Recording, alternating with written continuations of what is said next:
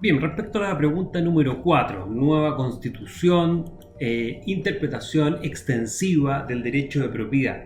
¿Cómo debiese limitarse? ¿Cuáles serían los alcances que debería tener?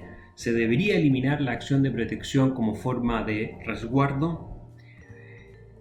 Bueno, respecto a esta pregunta, debo decir que la tradición chilena constitucional lo que protegió consistentemente hasta el año 1967 fueron las propiedades, en plural, las propiedades, y no el derecho de propiedad en singular.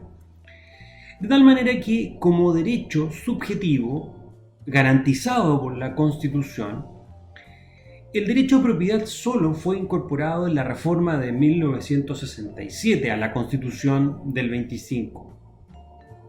Ahora bien, entre la Constitución del 25 y la reforma a ella del año 1967, el legislador pretendió intervenir en variadas ocasiones en los contratos en curso, lo que llevaba a la privación a los titulares de créditos derivados de esos contratos intervenidos por el legislador. Frente a esas pretensiones legislativas, la doctrina y la jurisprudencia desarrollaron lo que conocemos como la teoría de la propiedad sobre derechos, especialmente los derechos personales. Dicha teoría se fundó principalmente en los artículos 583 y 584 del Código Civil. En cuanto sobre las cosas incorporales también hay una especie de propiedad. Luego, y en virtud de que el artículo 10, número 10 de la Constitución del 25 garantizaba la inviolabilidad de todas las propiedades, la Corte Suprema, a través de recursos de inaplicabilidad, declaraba que las nuevas leyes que afectasen los derechos emanados de los contratos en curso no eran aplicables a estos, por privar en realidad a los titulares del derecho, de los créditos respectivos, de la propiedad sobre tales créditos. La reforma del 67 consagró en definitiva esta doctrina, vino a respaldarla, pero claro, a un nivel jerárquico mayor, a un nivel constitucional. Y así entonces se garantizó el derecho en singular de propiedad en sus diversas especies.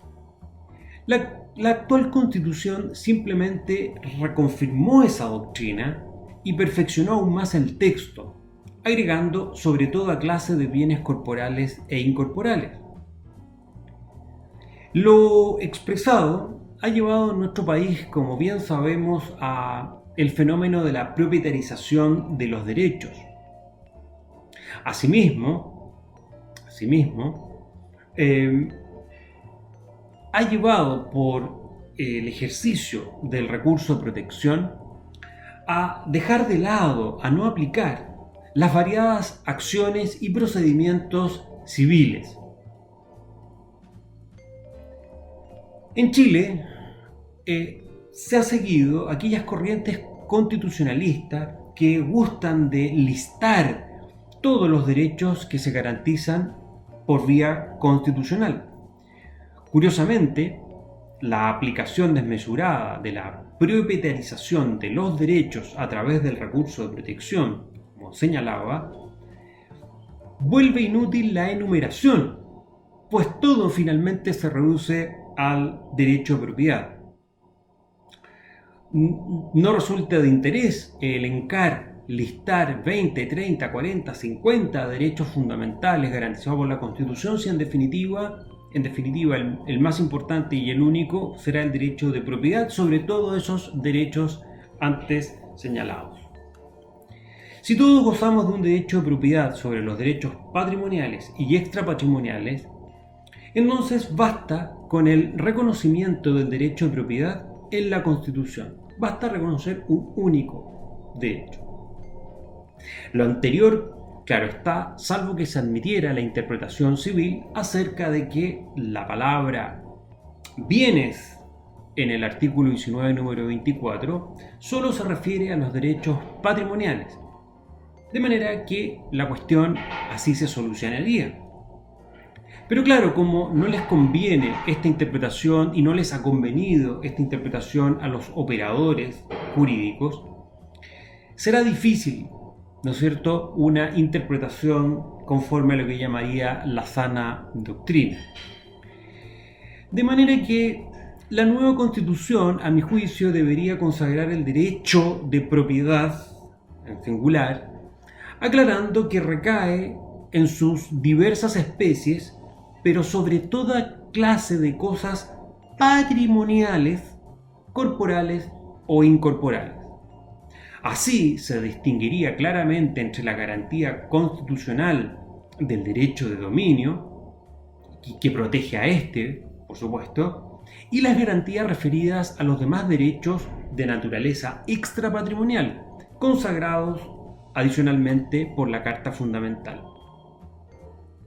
Es por lo dicho que personalmente yo preferiría volver a la redacción tradicional de garantizar la inviolabilidad de todas las propiedades, pero adicionalmente preferiría establecer el recurso de protección en materia de propiedad como una acción subsidiaria de las demás acciones que la ley otorga a los titulares de derecho, sin perjuicio de su ejercicio inmediato a efectos de pedir, junto con la deducción de las otras acciones, algunas medidas conservativas o algunas medidas precautorias inmediatas para evitar la ineficacia finalmente de la protección. Respecto de la preferencia que yo tengo por la antigua redacción, esto es la inviolabilidad de todas las propiedades, me parece que en esto debe seguirse, y allí fundo mi opinión, la interpretación del profesor Alejandro Guzmán respecto a los artículos 582, 583 y 584, en cuanto a que debiera distinguirse entre el género propiedad y, por otro lado, las especies de propiedad. El género, el concepto genérico de propiedad, en realidad no constituiría un derecho, sino que lo que se tiene como propio frente a lo que es común, y que se caracteriza por la exclusividad, por el ejercicio exclusivo de poderes respecto de una cosa, de un ente. Lo propio es simplemente lo que pertenece de manera exclusiva a alguien, excluyendo al resto de los miembros de la comunidad de su cosa. En cambio, los artículos 582, 583 y 584 del Código Civil consagran, por el contrario, especies de propiedad. Me parece que esta interpretación de Alejandro Guzmán, si se toma realmente en cuenta, si se quiere redactar una constitución recurriendo a la dogmática, entre otras, civil, debiera estar a la base de la redacción no solamente de lo que diga razón con la garantía en cuanto al derecho de propiedad y hablar de inviolabilidad de todas las propiedades, sino que además debería tomarse en cuenta para los efectos de regular, personalmente, como he dicho, de manera subsidiaria, el recurso de protección.